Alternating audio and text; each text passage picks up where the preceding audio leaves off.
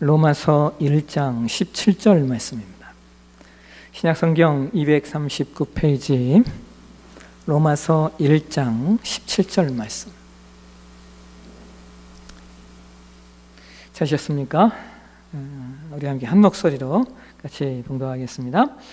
복음에는 하나님의 의가 나타나서 믿음으로 믿음에 이르게 하나니 기록된 바 오직 의인은 믿음으로 말미암아 살리라 함과 같으니라. 아멘. 주명을 위한 기도를 드리겠습니다. 하나님, 오늘도 우리에게 말씀을 주시옵소서.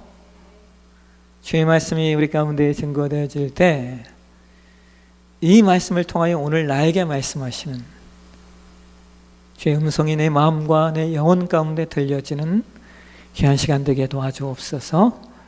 부족한 사람 세우셨사온즉 하나님 말씀 똑똑히 잘 전하게 하시고 전하는 자나 듣는 자나 엄위하신 하나님 말씀 앞에 세워지게 하시고 무엇보다 성령의 조명하심을 통하여 이 말씀 잘 깨닫고 깨달은 것만큼 살아내는 한 주간 되게 하여 주옵소서.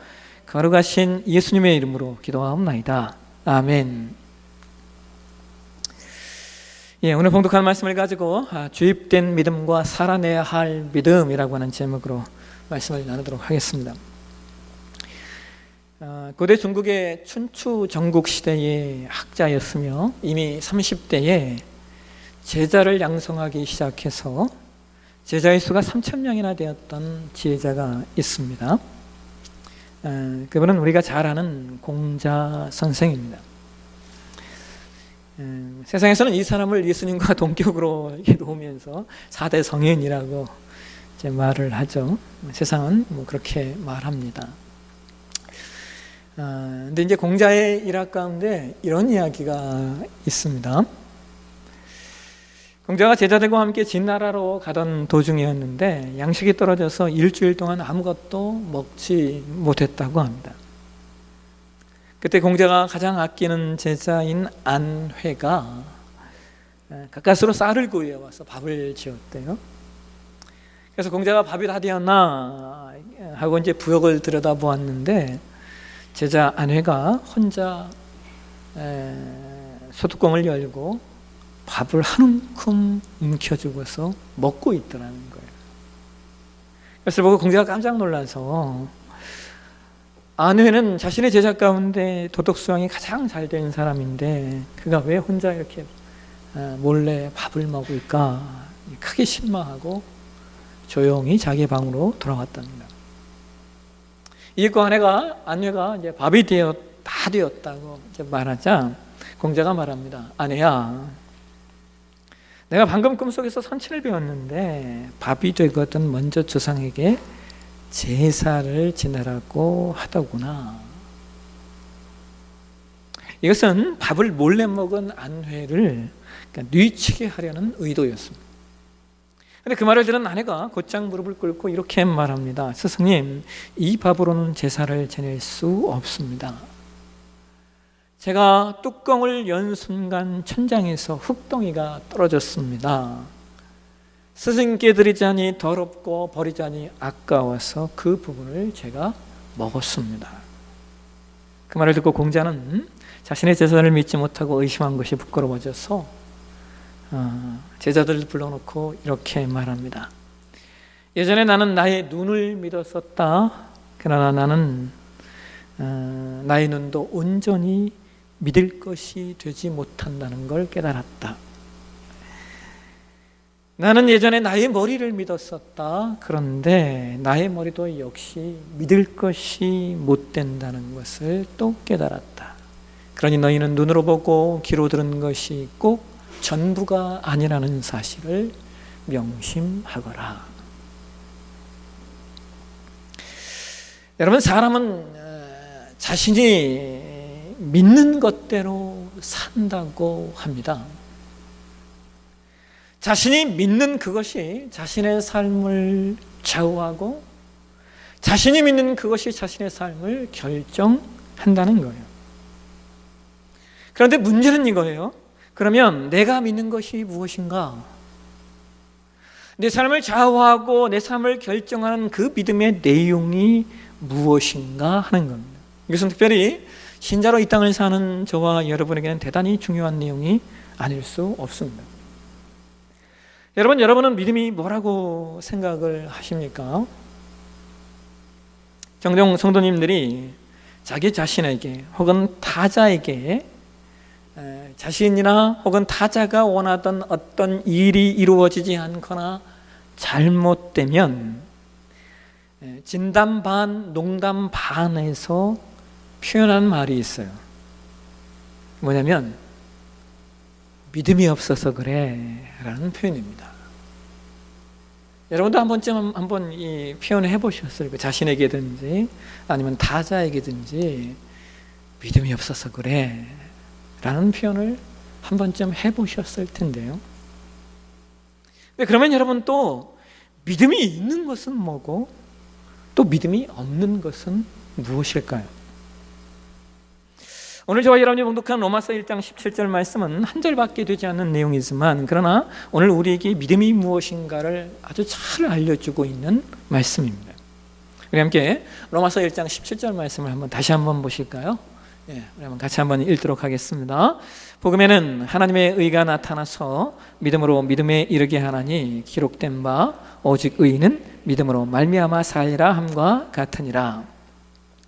여러분, 로마서 1장 17절에서 우리가 중요하게 보셔야 될 문장이 뭐냐? 이런 거예요. 믿음으로 믿음에 이르게 하나니라고 하는 문장입니다. 여러분, 여기 믿음으로 믿음에 이르게 하나니라고 하는 표현을 우리가 어떻게 해석해야 할까요? 이것은 여러 가지 해석이 있어요. 어떤 학자는 이 믿음으로 믿음에 이른다라고 하는 말은 오로지 믿음만을 강조하기 위한 반복 강조 어구라고 이야기합니다. 믿음으로 믿음에 이른다, 이 말은 믿음의 중요성을 강조하기 위한 강조 반복 어구라는 거예요. 또 칼빈 선생은 이 말씀을 이렇게 해석하기도 합니다. 이 표현은 신앙 성장의 과정으로서의 믿음을 말하는 것이다 라고 이야기를 하기도 합니다. 그래서 오늘 저는 여러분 이러한 내용들을 토대로 해서 로마서 1장 17절에 믿음으로 믿음에 이른다라고 하는 내용을 저는 이렇게 말씀을 드리고 싶어요. 뭐냐면 믿음에는 주입된 믿음과 살아내야 할 믿음이 있다는 거예요. 뭐라고요? 믿음에는 주입된 믿음이 있습니다. 외부로부터 주입된 믿음이 있고 또 믿음에는 내가 살아내야 될 나의 내부로부터 흘러넘치는 내가 살아내야 할 믿음이 있다는 거예요. 먼저 외부로부터 주입된 믿음에 대해서 한번 살펴보실까요? 오늘 우리가 봉독한 로마서 1장 17절 말씀을 영어 성경인 NIV 성경이라고 하죠. 뉴 인터내셔널 버전에서는 이렇게 번역을 해요. 여기 보시면 이 믿음으로, 우리말 성경의 믿음으로 믿음에 이른다라는 표현을 NIV 성경은 이렇게 표현을 하고 있어요. 처음부터 끝까지 믿음으로라고 표현을 합니다. 그래서 그런지 우리말 성경인 현대 성경에서도 이 부분을 뭐라고 번역을 했냐면 이것은 처음부터 끝까지 믿음으로 성취되는 것입니다 라고 번역을 합니다. 여러분, 왜 이 부분을 처음부터 끝까지 믿음이라고 번역을 할 수 있냐면 그것은 믿음으로 믿음에 이르게 한다라고 말할 때 사도 바울이 앞에서 이런 전제를 붙이고 있기 때문입니다. 바울이 어떤 전제를 붙이고 있어요? 복음에는 하나님의 의가 나타나서 믿음으로 믿음에 이른다라고 바울이 말합니다. 다시 말하면 하나님의 의가 있기 때문에 믿음으로 믿음에 이르게 된다라고 하는 거예요. 처음부터 끝까지 오직 믿음이라고 말할 수 있는 이유가 하나님의 의 때문이라는 거예요.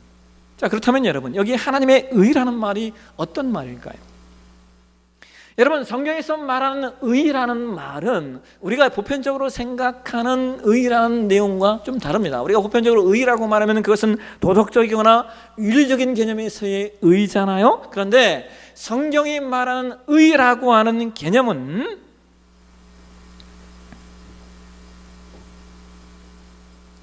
관계의 의로움을 말하는 겁니다. 그래서 성경이 말하는 의는 관계를 맺고 사는 어떤 존재가 그 관계가 요구하는 의무와 책임을 성실하게 수행했을 때 그것을 의라고 말한다는 거예요. 그러니까 여기 하나님의 의라고 하는 말의 의미는 하나님께서 관계를 맺고 있는 하나님의 백성들에게 하나님께서 하실 일을 성실하게 행하시는 것, 그것이 하나님의 의인 겁니다. 조금 더 쉽게 말씀을 드리면, 여러분, 우리가 하나님과 나 사이의 관계를 우리가 보편적으로 뭐라고 표현을 합니까? 아버지와 자녀의 관계라고 표현을 하죠. 그래서 하나님의 의가 뭐냐? 이것은 하나님께서 우리에게 아버지의 노릇, 아버지의 역할, 아버지의 책임을 다해 주시는 것, 그것이 하나님의 의입니다. 그래서 우리가 믿음에 이르는 조건이 하나님의 의라고 말할 수 있는 것은 근본적으로 이 믿음이 우리에게 기인한 것이 아니라는 거예요. 아버지가 자녀인 나를 위해서 아버지의 역할과 아버지의 책임을 다해 주신 것이 뭐냐? 그것이 우리에게 믿음을 주신 겁니다. 그걸 우리가 뭐라고 얘기한다고요? 주입된 믿음, 우리에게 주입해 주신 믿음이라고 말하는 거예요. 이 하나님께로부터 주입된 믿음을 우리가 확인하기 위해서, 이 내용이 어떤 것인가를 확인하기 위해서 우리가 믿음의 조상이라고 일컫는 아브라함의 여정을 한번 살펴보려고 합니다. 자, 여러분, 아브라함이 믿음을 시작할 때 아브라함이 하나님을 먼저 찾고 아브라함이 하나님을 먼저 알아서 하나님의 말씀에 순종했습니까? 그렇지 않습니다. 여호수아 24장 2절로 한번 가보실까요? 우리 말씀 세 번역 성경으로 우리 같이 한번 읽도록 하겠습니다. 그때 여호수아가 온 백성에게 말하였다. 주 이스라엘의 하나님이 이렇게 말씀하셨습니다. 옛날에 아브라함과 나홀의 아비 데라를 비롯한 너희 조상은 유프라테스 강 건너에 살면서 다른 신들을 섬겼다. 자, 여러분, 아브라함과 형제 나홀, 그리고 아브라함과 나홀의 아버지 데라가 뭘 섬겼다고 이야기하고 있어요? 다른 신들을 섬겼대요. 여기 다른 신들이 뭡니까? 이것은 우상이죠, 우상. 실제로 성경학자들은 아브라함의 아버지 데라가 우상 신상을 만들어서 파는 일을 했던 장사꾼이라고 이야기합니다. 그리고 그 일을 당연히 누구도, 아브라함도 같이 했다고 말합니다. 그러니까 여러분, 저는 이걸 보면서요, 어떤 생각을 했냐면, 저 같으면요 아브라함을 선택하지 않았을 것 같아요. 왜냐하면 아브라함과 동시대의 인물 중에 누가 있냐면 욥이 있었기 때문입니다. 여러분, 성경의 욥기는 시가 서로 구분이 되어서 그렇지 욥기의 시대는 아브라함 시대입니다. 그러니까 여러분, 욥기 1장 8절에 하나님이 욥에 대해서 뭐라고 말씀하는 줄 아세요? 내 종 욥을 주의하여 보았느냐? 그와 같이 온전하고 정직하여 하나님을 경외하며 악에서 떠난 자는 세상에 없느니라. 그러니까 여러분, 저 같으면 우상숭배나 하고 있던 아브라함, 우상숭배나 하고 있던 가문의 아브라함이 아니라 저 같으면 단연코 저는 욥을 선택했을 것 같습니다. 믿음의 조상으로 선택하려면 욥만큼 좋은 사람이 어디 있습니까? 그런데 하나님은 그러지 않는 거예요. 왜요? 믿음은, 그 믿음의 근원은 사람에게 있는 것이 아니라 하나님께 있기 때문입니다. 그러니까 여러분, 우리가 아브라함의 여정 속에서 발견하셔야 되는 중요한 내용이 뭐냐? 우리는 많은 경우, 그리고 대부분의 목사님들은 그렇게 얘기하죠. 아브라함이 모리아 산에서 하나님의 말씀에 순종하여 이삭을 제물로 드렸던 것을 우리가 배워야 한다라고 이야기를 해요. 예, 맞아요. 우리 그것도 배우셔야 됩니다. 근데 여러분, 우리가 아브라함의 여정에서 배우셔야 될 또 다른 중요한 내용들이 뭔지 아십니까? 저는 그것이 아브라함이 가나안 땅에 들어갔다가 기근이 들자 금방 애굽으로 도망갔던 것을 우리가 기억해야 한다는 거예요.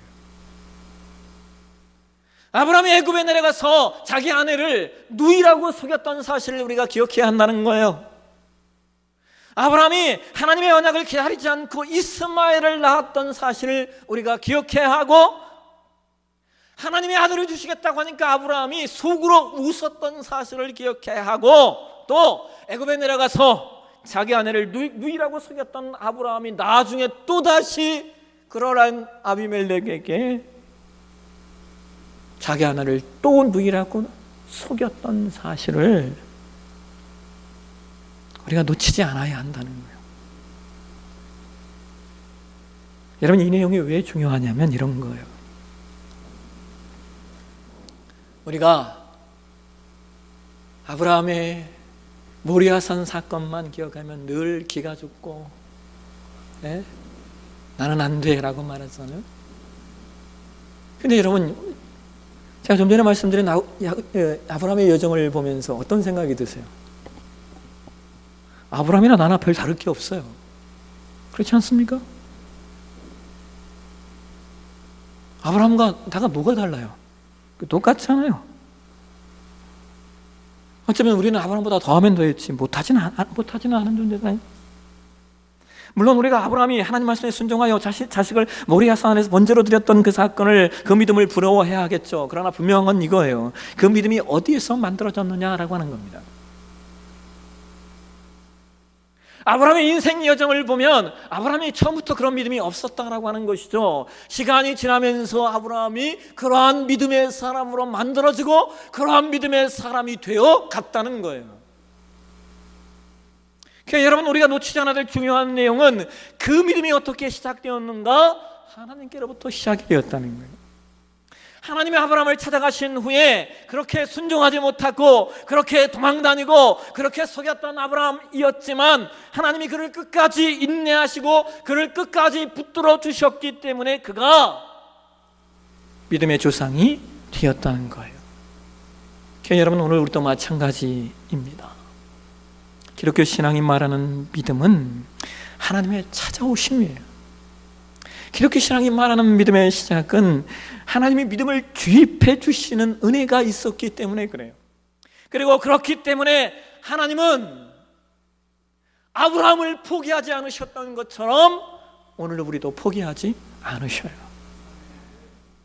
우리를 기어코 믿음의 사람으로 하나님이 만들어 가실 거예요. 왜냐하면 우리가 붙들고 있는 믿음이 우리가 붙들고 있는 것이 아니라 하나님이 붙들고 계시기 때문입니다. 여러분, 우리가 신앙하면서 때로 번민하고 흔들릴 때도 있지만, 여러분, 하나님 백성은 하나님 믿음에서 떠날 일이 없어요. 왜? 하나님이 붙들고 계시니까. 하나님이 끝까지 우리를 인도하실 거니까.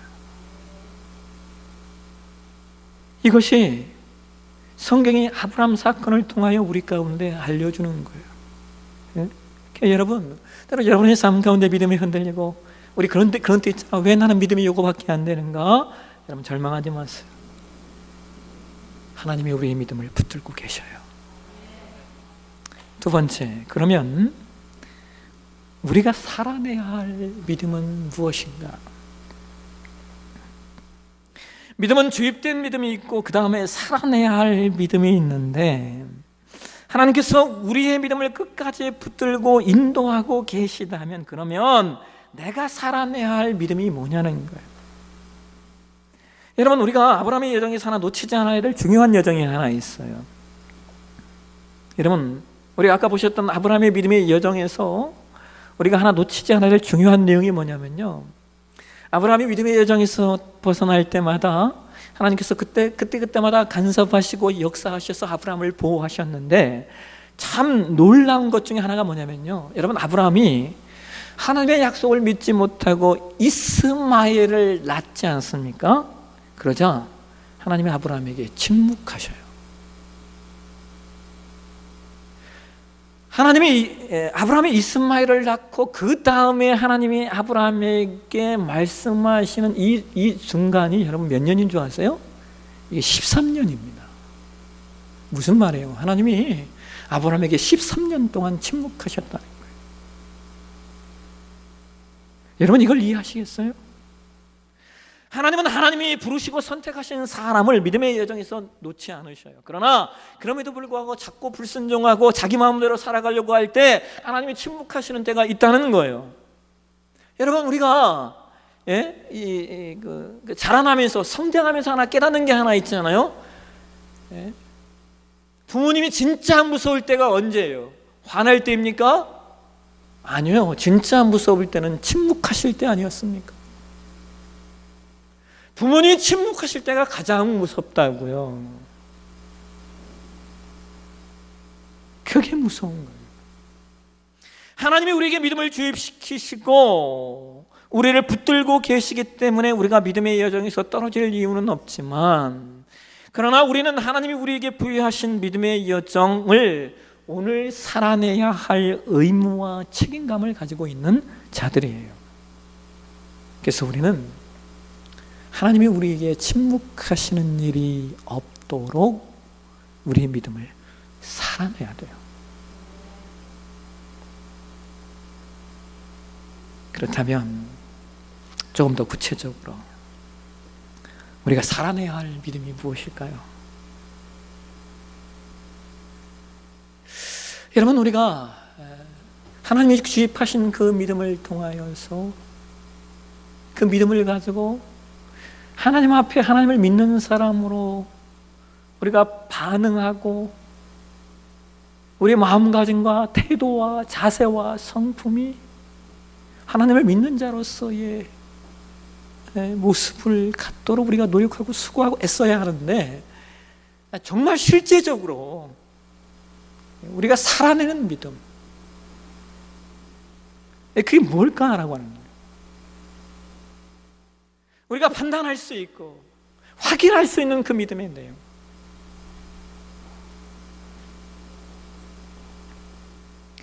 제가 예수누나녀 산후교단체에서 DTS 훈련을 받을 때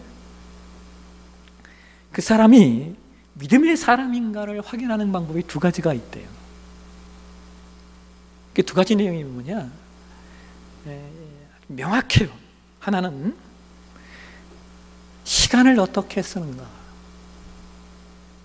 그 사람이 시간을 어떻게 쓰는가를 보면 그 믿음이 증명이 된다는 거예요. 이는 명확하죠?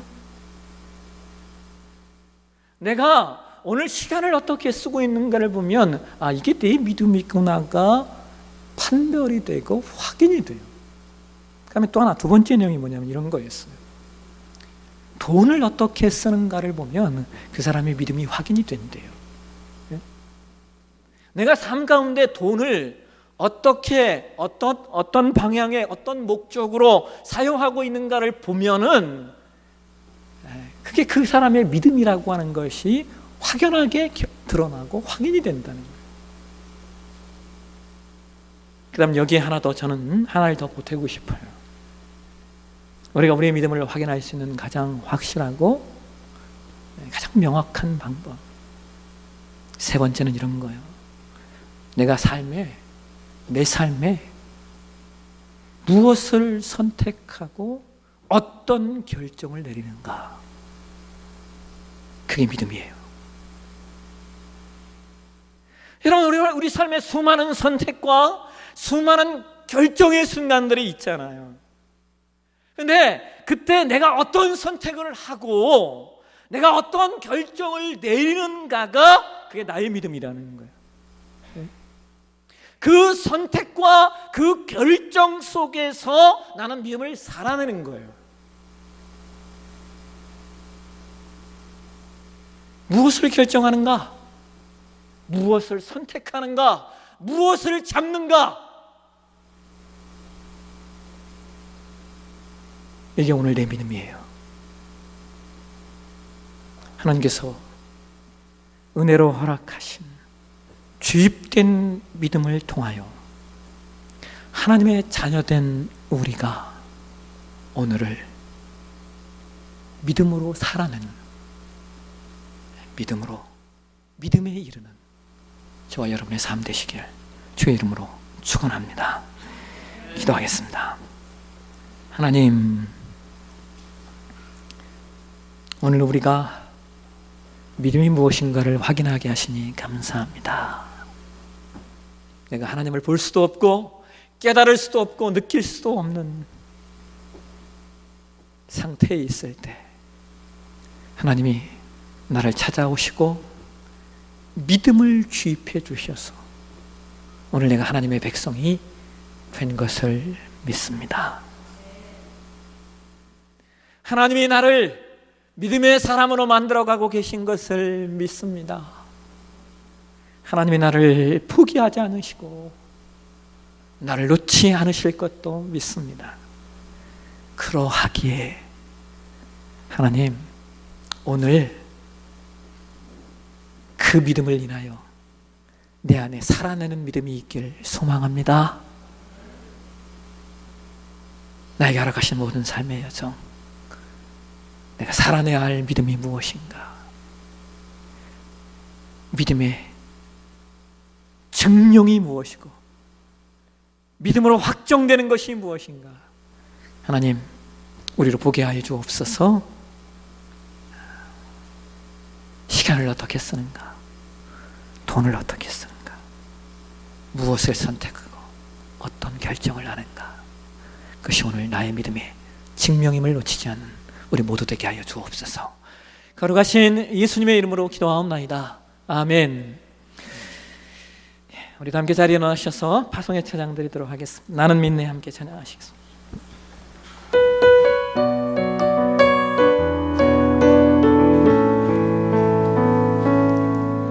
내게 허락하신 시련을 통해 내 믿음 더욱 강하게 자라나고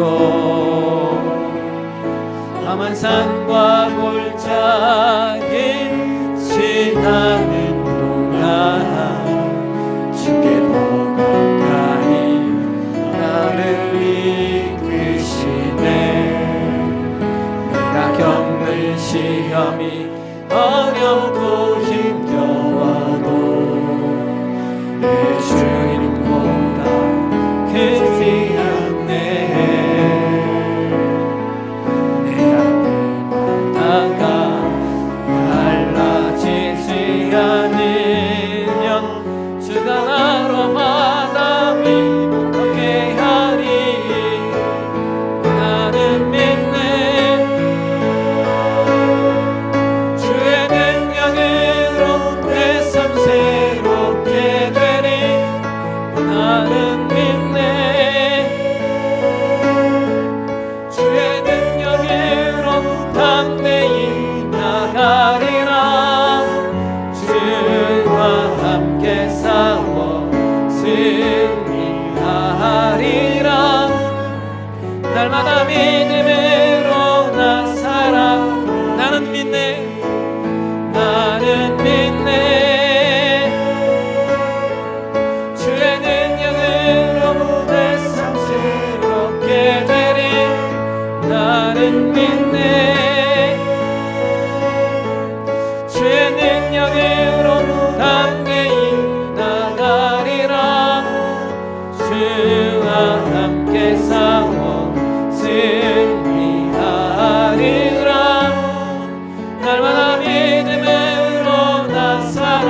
나는 믿네. 나는 믿네. 주의 능력으로 내 삶 새롭게 되니. 나는 믿네. 주의 능력으로 담대히 나가리라.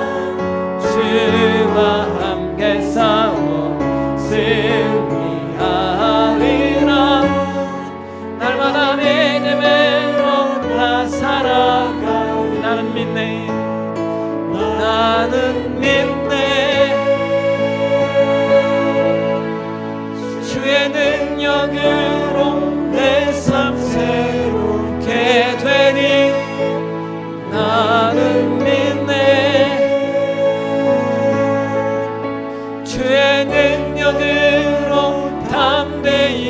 나가리라.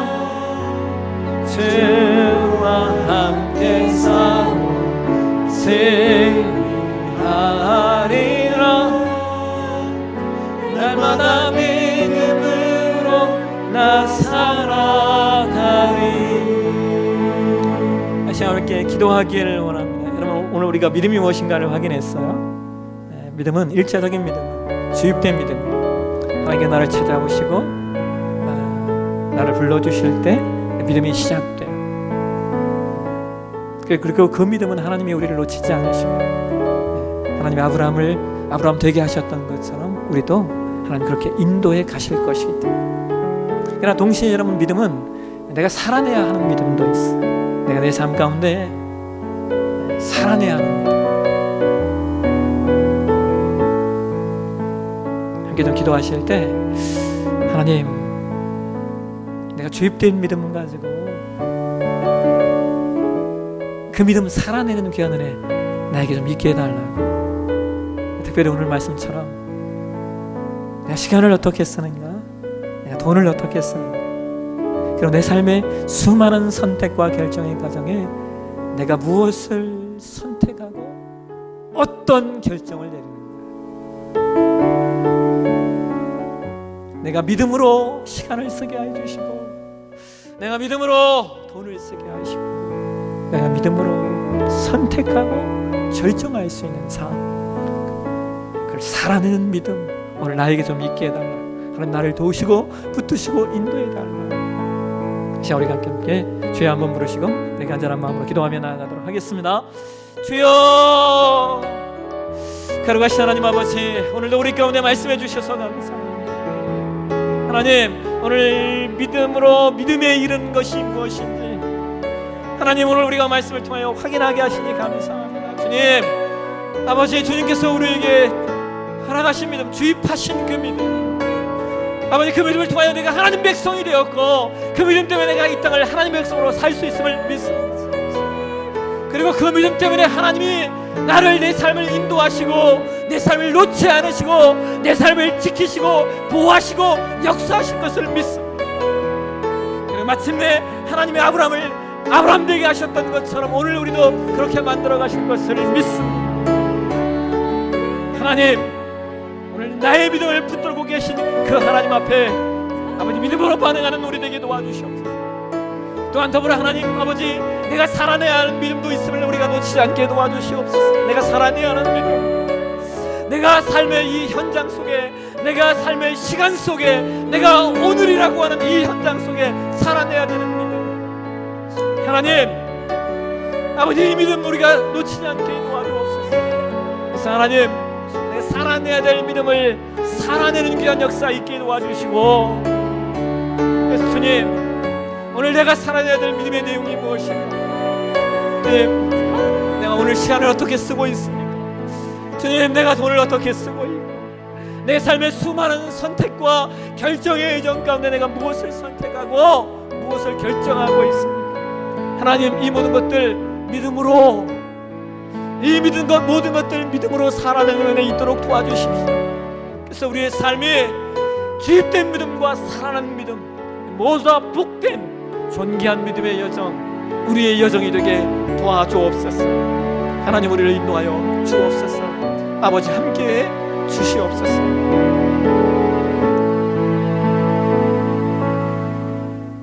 이제는 우리 주 예수 그리스도의 은혜와 하나님 아버지의 극진하신 사랑하심과 성령의 내주하시고 교통하시는 역사가 오늘 주입된 믿음을 가지고 이 땅을 살아내길 원하는 우리 내부상의 모든 저들 머리 위에, 저들의 가정과 일터 위에 이제부터 영원토록 성삼위의 역사가 함께 있을지어다. 아멘.